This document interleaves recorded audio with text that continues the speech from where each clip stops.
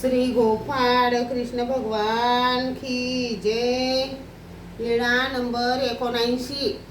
जाकूबाईच्या संन्यासाचा उपहास। जाकूबाई ही राजस स्वभावाची होती। ती सर्वज्ञांच्या दर्शनाला आली। सर्वज्ञांचे दर्शन झाले। तिने विनंती केली, जीजी मी सर्वज्ञांजवळ राहील।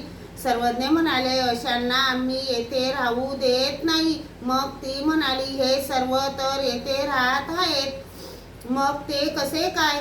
सर्वज्ञ म्हणाली, ही काय माणसं, हे तर आमच्या जवळ तपश्चर्या करून देह झिजवण्यासाठी आले आहेत। जीजी मी तशीच राहील।